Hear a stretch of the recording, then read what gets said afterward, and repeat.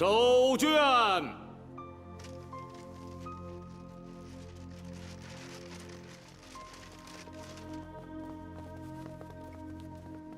张廷玉留下，其他人都下去吧。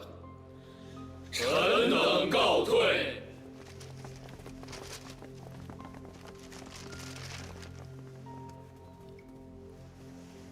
这些人的文采虽然说一般，但也不至于太差。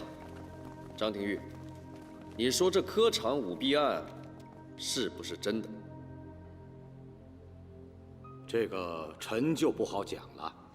你我君臣多年，但说无妨，朕恕你无罪。臣谢皇上。这些卷子，方才老臣都看过了。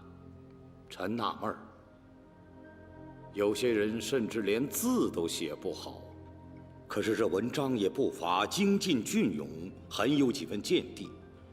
臣细想，这个中必有其缘由，要么是这些考生平日只注重看书习文，而轻视书法；要么就是有人事先窃走了考题，这些考生找人捉刀带笔，死记硬背写下来的。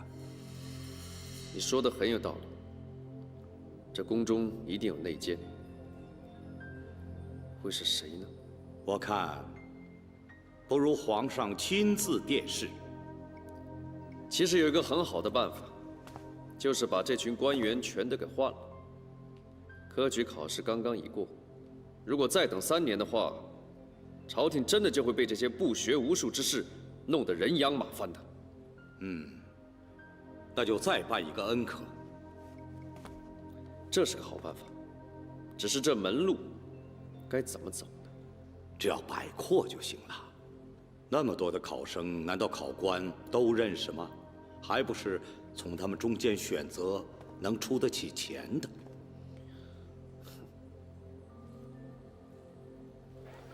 这位公子，你看看，我家老爷是京城屈指一数的私塾先生。哎，你拿着这个帖子，让他给你辅导一下。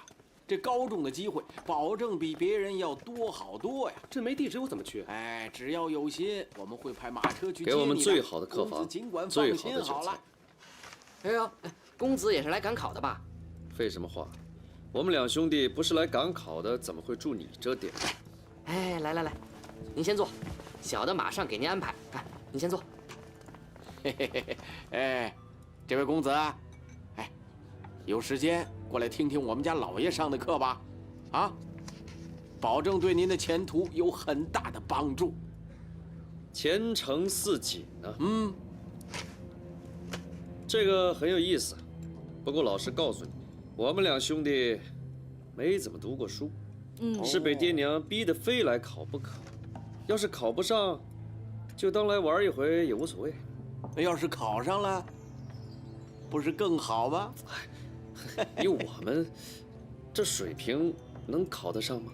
只要你相信自己能，那就一定能。您就随时等着我们的马车来接您吧，啊！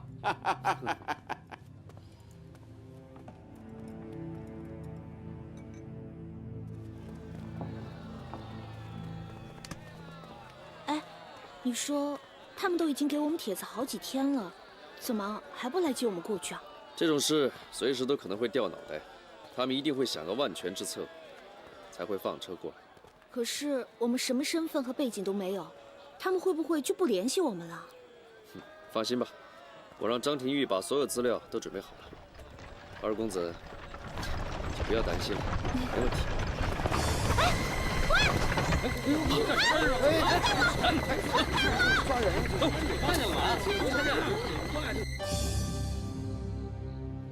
解开，辛苦大家了。刚才你们的文章，我们的老爷都已经看过了，啊，你，啊，还有，哎，你，啊，文章写得不错。我家老爷说了，不用辅导也有高中的希望，啊，请随我家下人到偏厅用餐去吧。行。哎呀，这几位的文章比较生涩，啊，如果没有特殊的辅导，恐怕今生高中无望啊。不过，我家老爷诚心想帮助你们，不知各位可有兴趣啊？愿听大人人差遣。好。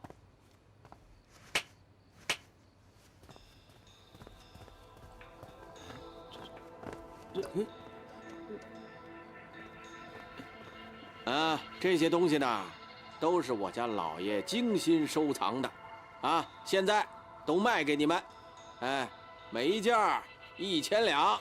1000两，这些都是地摊上的普通货色，怎么会这么贵啊？就是啊，你把手伸进花瓶里，看看是什么呀？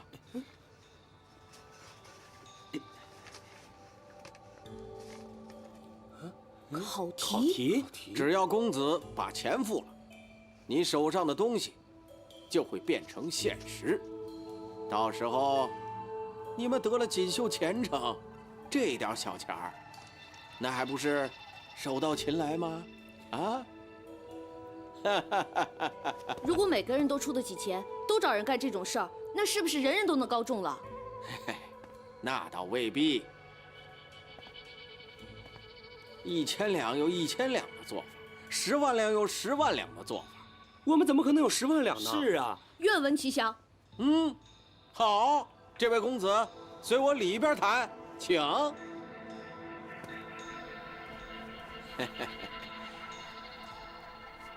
这是状元，价值10万两银子。公子要是有兴趣的话，可以抱走。这里面也是考题？当然不是，只要公子付了钱，不但不需要知道考题是什么，甚至还可以交白卷。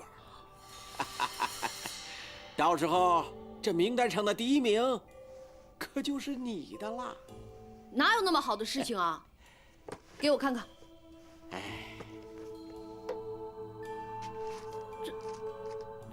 这是什么呀？公子稍安勿躁，听小的给你解释。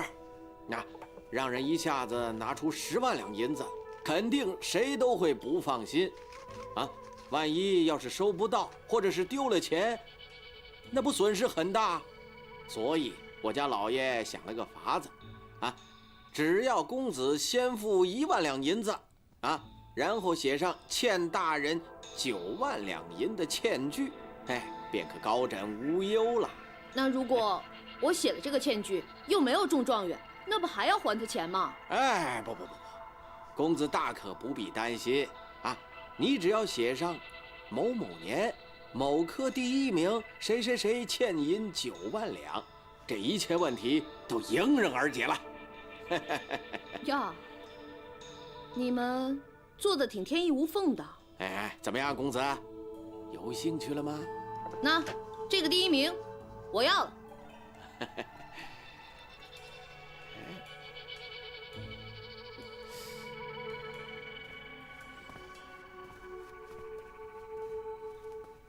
你看什么？好奇怪呀！你身为男儿身，居然没有喉结。我天生的，这是没有办法的。大夏天的，为什么还戴着个帽子？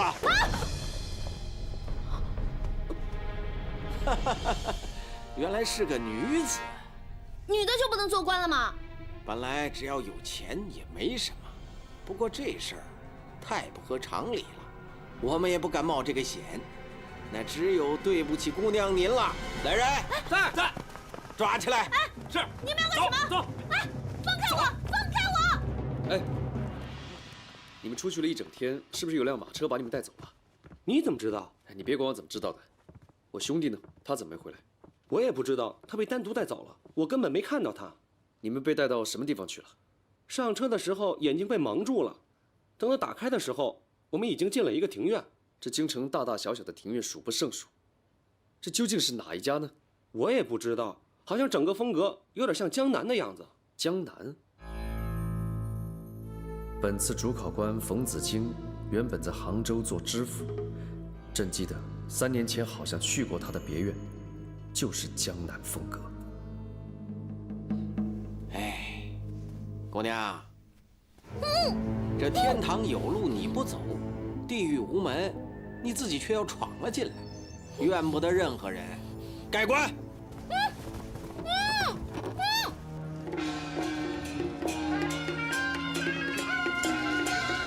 各位大哥，不好意思，问个路，冯子京冯大人的别院怎么走啊？我不知道。我是冯大人的亲戚，是来投亲的。投亲不走正院，是皇上的声音。这也太奇怪了吧？本来是走正院的，他们说冯大人跟夫人来别院了，这才找过来。拜托了。好吧，你从这里往前走，拐几个弯儿，再走1里路就到了。听明白了吗？啊，明白了。谢谢。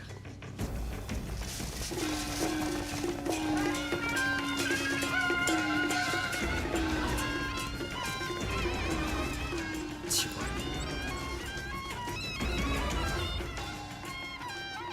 怎么会有血？哎，赶快把这个女人埋了，快回去！哎，整天都是这种脏活累活。嗯？哎，什么东西啊？什么呀？看看！哎呀，哎，我的是珠宝，我的！别想着是我的，我真快到达，是我的，你别抢！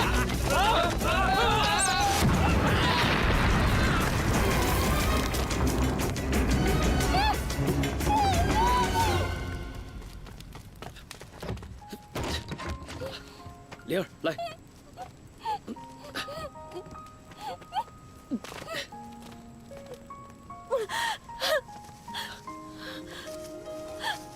皇上，你怎么才来啊？吓死我了！别怕，别怕，我不是来了吗？来，来，让我看看，疼吗？急死我了！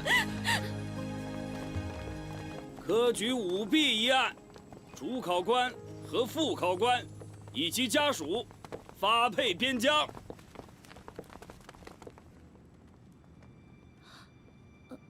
头上的伤好点了没有？好多了。怎么了？看你心不在焉的样子，想什么呢？我在想，皇上怎么知道我在棺材里，而且还想出那么巧妙的方法救了我？第一，他给朕指路的时候，朕才发现，从听雨楼到这条路只有一条路，所以他们一定会从那边过来。第二，他们抬棺出殡，却没有半点悲伤的神色，令人怀疑。第三，你很聪明，把头撞破了，让血从棺材里面流下来。原来如此，我本来还以为皇上只会骂骂人、管管事儿，没想到还有这么敏锐的洞察力和处变不惊的定力。现在是不是觉得朕有那么多的好啊？一点点吧。啊？才一点点啊？那如果朕的招数都用完了，该怎么办呢？那皇上再好好想想吧。朕不管，朕就当通过考核了。走吧。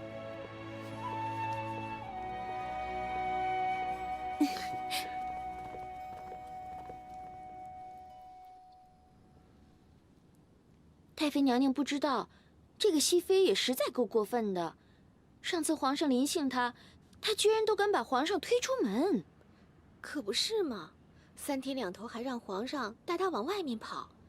对了，上次科考舞弊案一事，臣妾听说皇上还差点受伤了呢。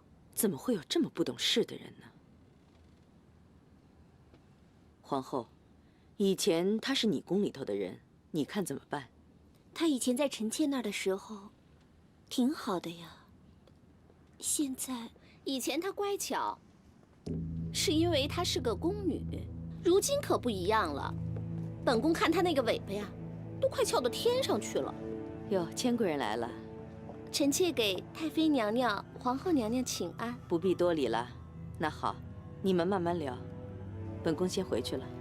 哦。恭送太妃娘娘。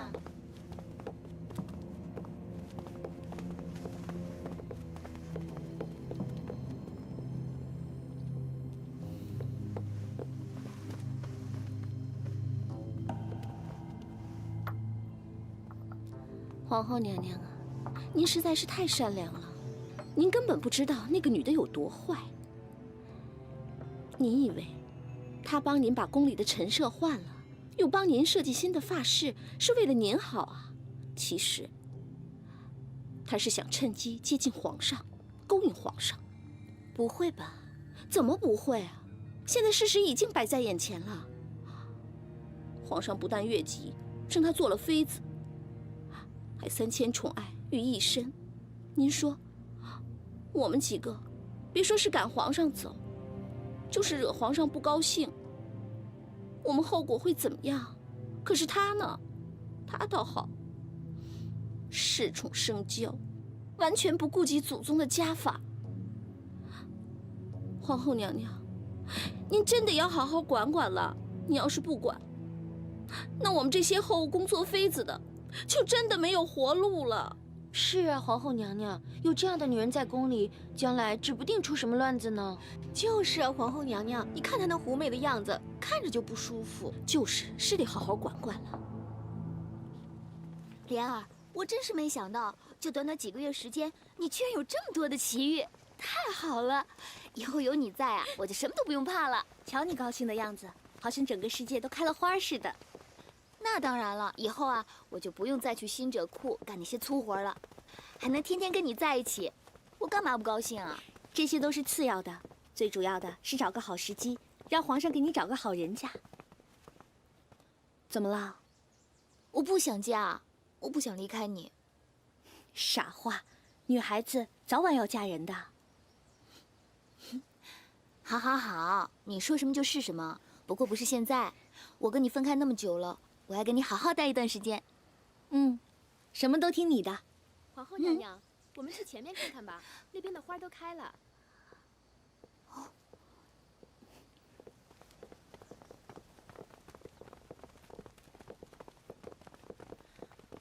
皇后娘娘吉祥。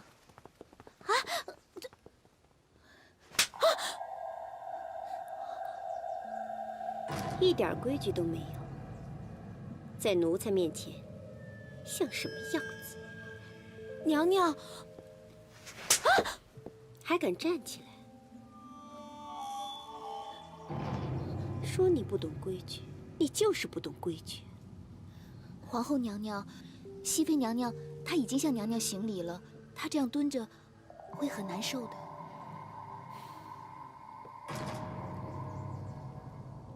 你这样就难受了？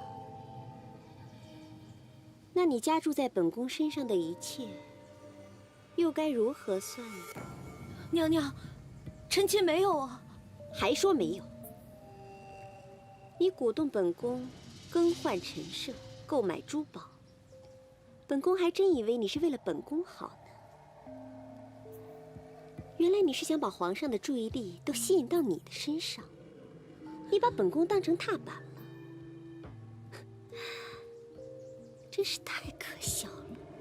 娘娘，你最好给我识相一点，否则你加注在本宫身上的一切，本宫一定会双倍奉还。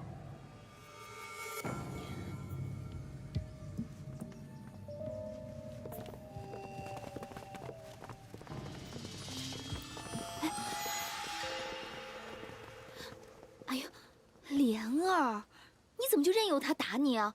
要不然我们告诉皇上去。别，千万别。本来就是我对不住他，让他打几下，也是应该的。疼不疼啊？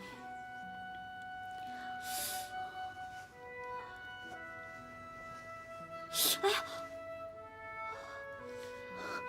苏公公，还看得出来吗？还好还好，打的不是很重，不然就算咱们有心替他隐瞒，皇上也一眼就看出来了。苏公公，你说这该怎么办啊？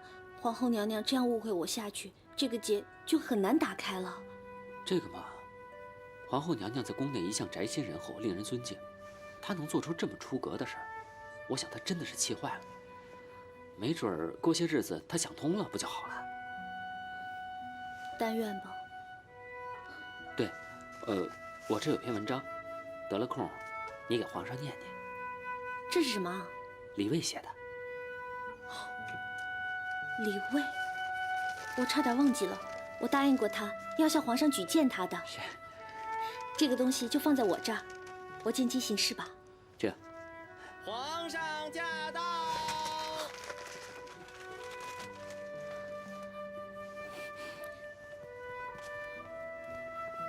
皇上吉祥！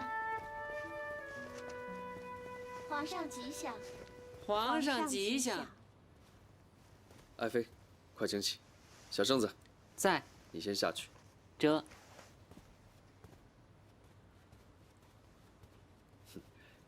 爱妃，你脸色怎么这么红润呢？臣妾刚踢了会儿毽子，难免脸上红了一些。皇上看上去有些疲劳，要不要躺下休息一会儿啊？朕最近有点累，还有啊，文思也不太好，想多读点文章，免得到时候批阅奏折啊，哪一句说错了，让大臣们看笑话。皇上有没有想过换一种方法读书？哦，愿闻其详。臣妾念，皇上听。好，这是个好办法。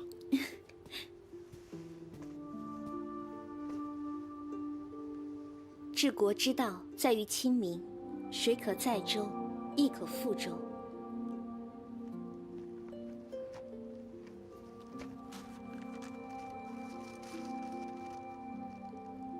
朝廷法度理应加强，对犯错之人必须严加处理。只有法度加强了，才能约束那些蠢蠢欲动的心。哎，莲儿，此文章不像是朕给你的书里的那些内容啊。臣妾闲得无聊，就去上书房拿一些文章来看，凑巧就看到了这一篇。臣妾觉得他的文法还不错。写这篇文章的人叫李卫。莲儿，此文章呢锋芒太露，颇有心机，虽小有注意，却难当大任。咱们以后这种文章还是少读为妙。是。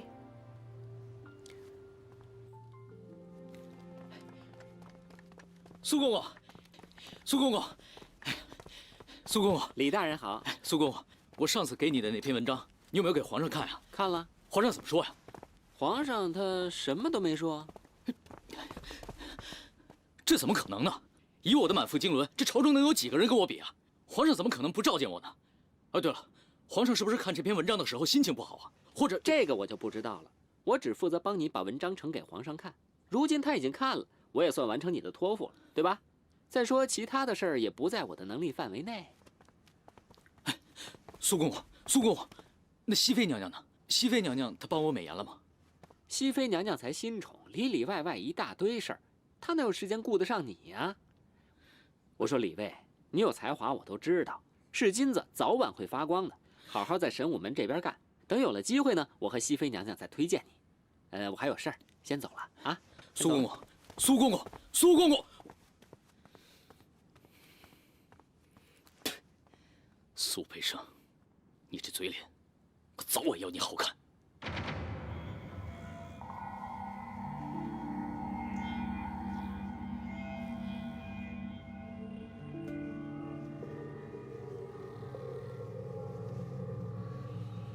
怎么，你不开心吗？我设了这么久的局，现在一点成效都没有，你说我能开心得起来吗？算了吧，当上统领又能怎样？逃出去又能怎样？与其躲躲藏藏、担惊受怕的过一辈子，还不如在这冷宫里，快活一天是一天。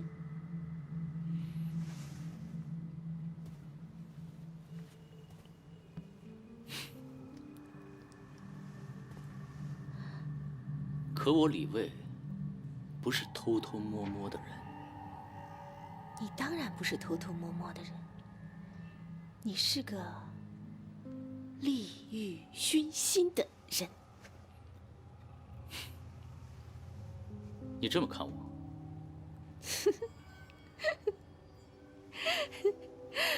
你真以为我会相信你那些带我逃出去的鬼话？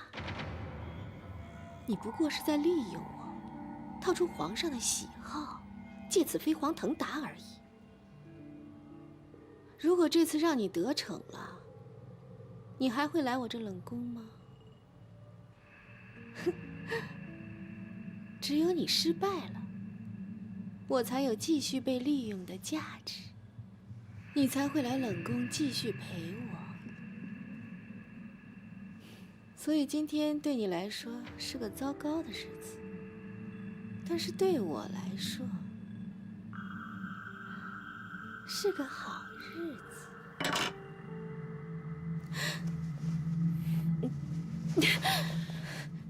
你这个疯女人，知不知道自己在说些什么？疯女人，我清醒得很。难道我说错了吗？你敢对天发誓说你不是？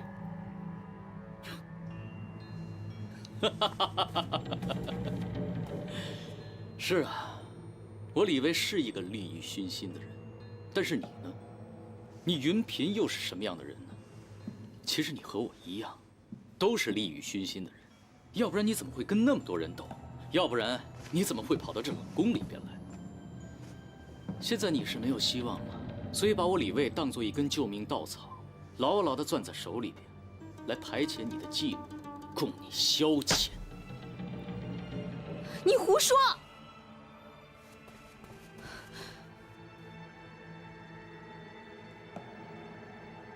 我是真心喜欢你的，难道你都感觉不到吗？真心喜欢我？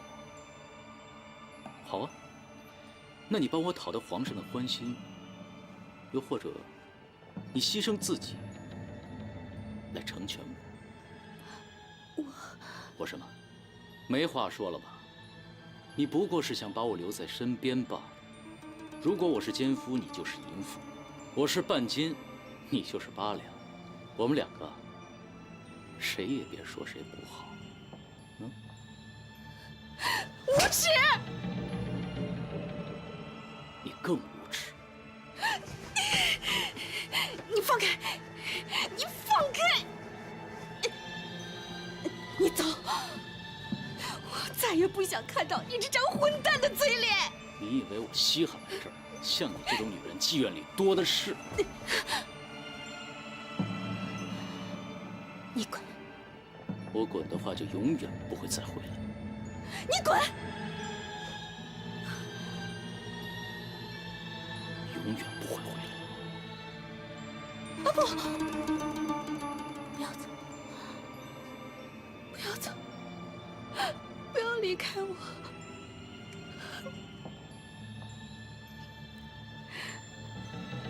你说我们多傻，明明心里装着对方，却要一再的彼此伤害。明明都不舍得付出，却又拼命渴望对方付出。是啊，这一刻，我们心里只有彼此。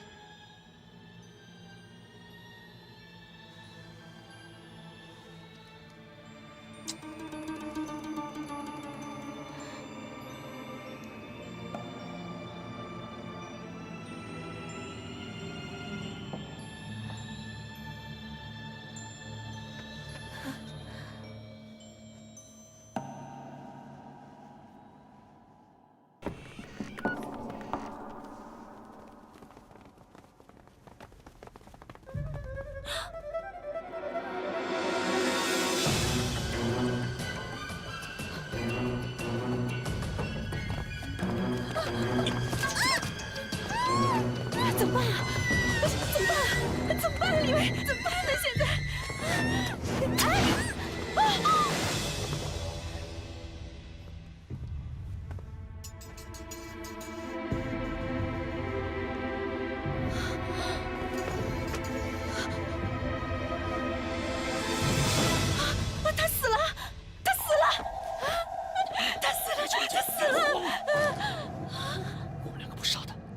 我们两个都得死。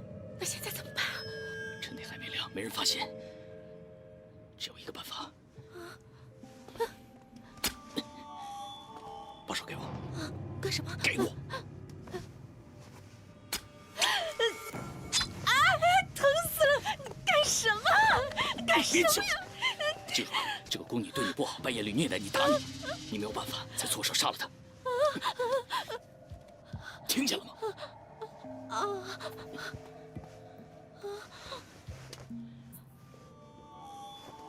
后面的事看你的了，我走了。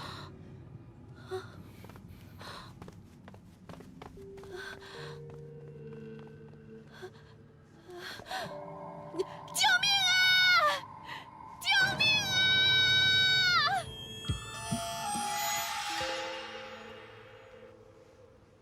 李公公，这是在尸首身上找到的。李卫，神武门侍卫，他跟这案子有什么关系？要不要查下去？云嫔娘娘既然已经承认是他误杀的，那我们为什么还要仔细的查下去呢？再仔细的查下去，不但劳神伤神，还得不到什么好处。既然得不到什么好处，那我们为什么还要查下去？那这个令牌还要还给他吗？还，一定得还。这侍卫丢了腰牌，就跟丢了他的性命一样。不过怎么还，可就没那么简单。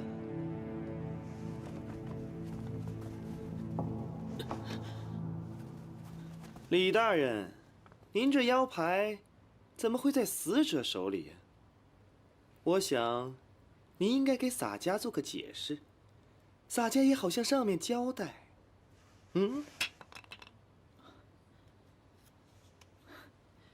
公公，是这样的，那名宫女呢，对属下一直是心存好感。可是我知道在宫里是不得私相授受的。可是那名宫女她依然是苦苦纠缠。那天她来属下屋里说要帮属下补衣服，她走了之后，我就发现这块腰牌不见了。现在想起来，应该是她拿走了。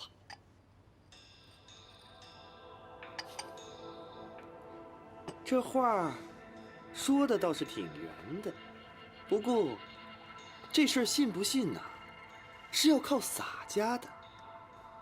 洒家要是信的话，上面自然也就信了。洒家如果不信，这破绽起码要有100个。公公救命！公公救命！您救命啊！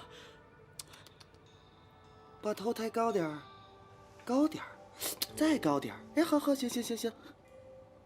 叫你来，不就是为了救你吗？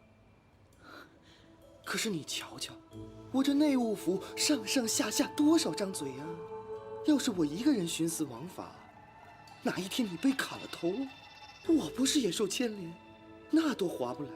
那公公觉得打点多少合适？你瞧瞧，咱俩关系这么好，300两。300两？啊！公公打死我，我也没有300两。怎么，这事儿还要讨价还价的？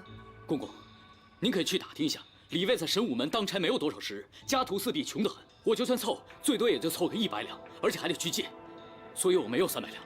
这么少？如果还嫌少的话，李卫也没有办法了，请公公处置我。哎呦，瞧你这么说，感情我是一个特别贪钱的人，是不是？哎，好了，100两就100两吧。不过，在这之前，你得帮我办一件事儿。什么事？进来吧。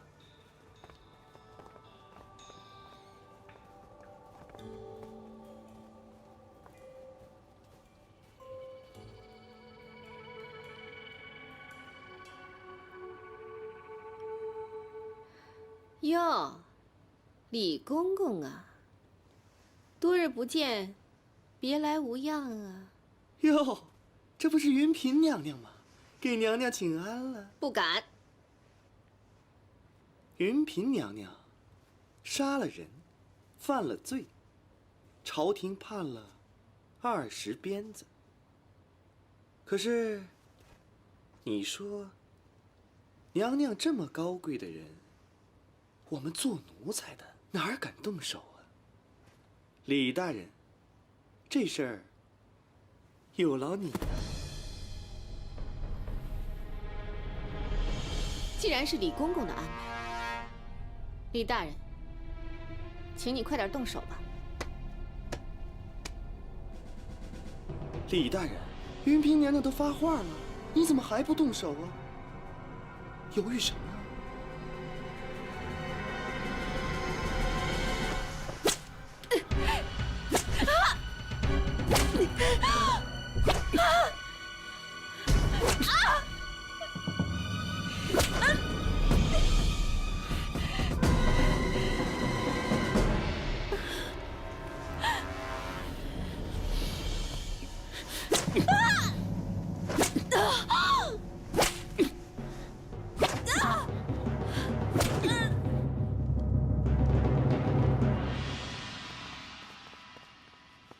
哎，李卫，好端端的怎么放起灯来了？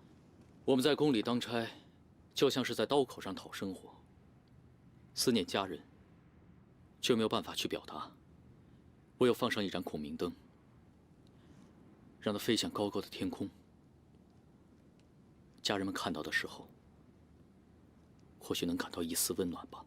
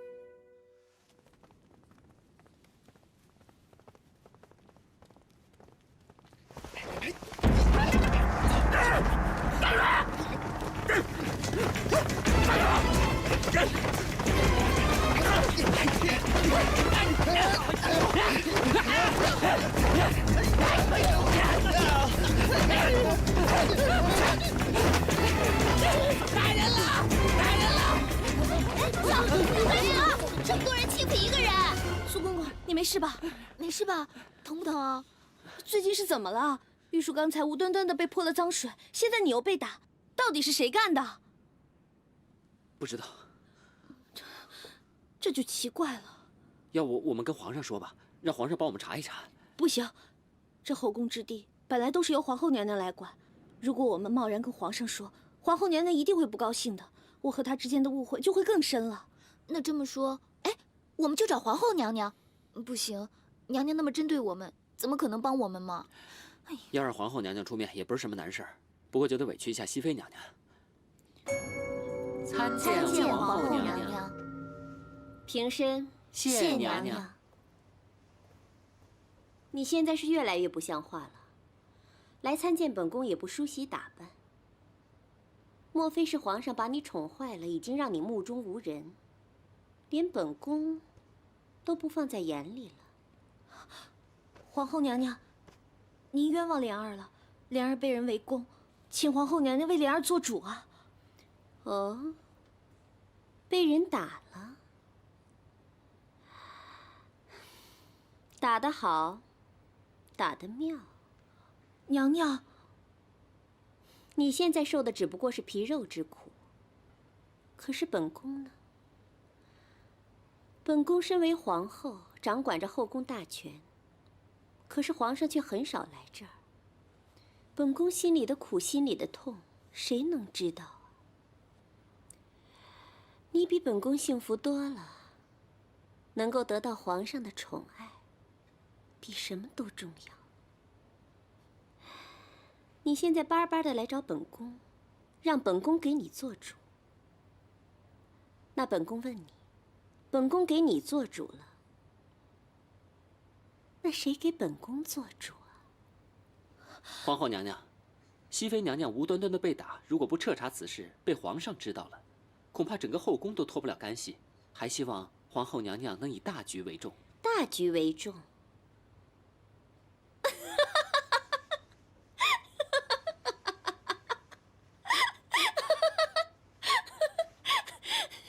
你是在教本宫怎么做皇后吗？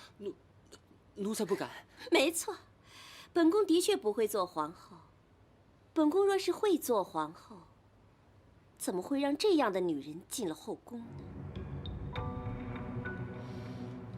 上来，来。